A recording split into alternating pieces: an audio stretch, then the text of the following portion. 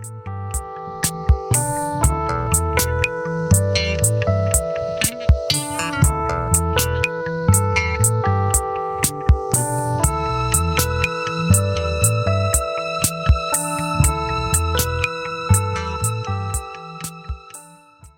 there, folks. Welcome to song number 2 of Watch Me Record My Album. On this video, I'm going to be a lot more concise, and I'm just going to go through the tracks as I am making them. I'm not going to go into a full kind of tutorial like the first video. If you want more of a video like that, reference the first video. This one's just going to be highlights. Just watch the song come together, track by track. Very brief, a lot more watchable than the last one for those who aren't into recording and stuff like that. So with that said, let's take a look at the drums. So as you can see, I've already made the drum track here. I'm just going to take you through a couple highlights. It starts off on the chorus, tooth and nail type of guy. I actually don't sing that. It's just kind of instrumental to kind of give you a foreshadowing, I guess you could call it. Here's the tempo, 46. That just seemed to work for me. Down here, here's another interesting thing to point out. So it, as before the first song, pretty much the hi-hat, there was a hi-hat on every kick and a hi-hat on every snare. Whereas this one kind of alternates, boom, tss, tap, tss, boom, almost like a disco beat, boom, tss, boom, tss, And to further, that gave me even more of an idea. I actually put the bass drum on every hit. So instead of being a boom and then a snare, tap, boom, tap, I did a boom and I did another boom on the snare. So the snare, it's hitting on every hit. So it is truly kind of almost like techno because it's boom, boom, boom. I just wanted to try it because I've heard songs that did similar to this that have done that before, and it just sounds very solid.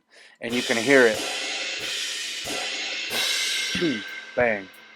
Very solid, right? And here's where I start singing. He grew up without nothing, living in a broken home. A drunk stepdad and a mama. And then so I'll fast forward. Did some creative shit.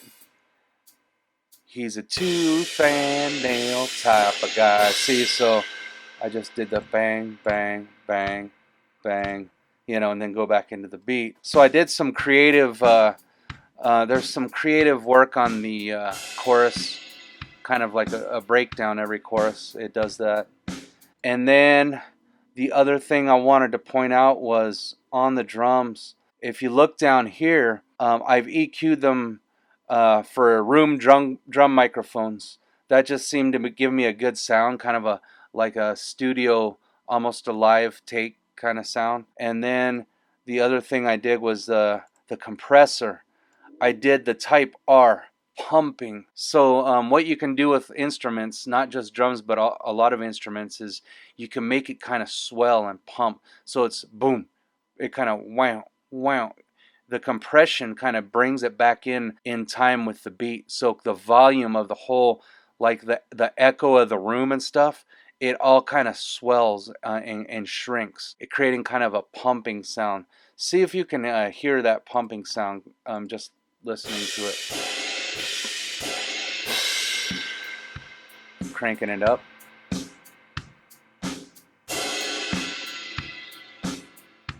So there's that. I even thought about side chaining it. I did an experiment to see if I can do the bass on the opposite, on the off beat, the where the hi-hat is. Do wow, do wow, do wow, kind of like EDM does. It do wow, do wow, do wow. You know how it side chains, so it swells in a kind of a rhythmic fashion between the drums and the bass, where as the bass hits as the bass drum hits, the bass itself kind of goes down, and then as the bass comes up, the drum goes down. They kind of alternate. They give this really cool kind of growing and swelling that I think kind of like hypnotizes people. But I tried that, and it just didn't work for country. And so I'm gonna do the kick drum and the bass are going to fall at the same time, but still the drums themselves are going to have kind of a pumping effect to them, just kind of make the song a little more dynamic. And that's the drums for you, folks.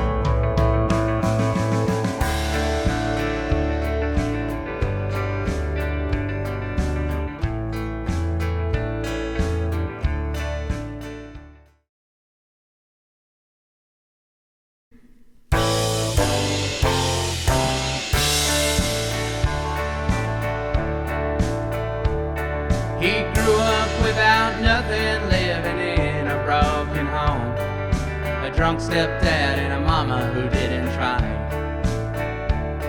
His youth was kinda crazy and he never quite fit in. Always ditching class and getting high.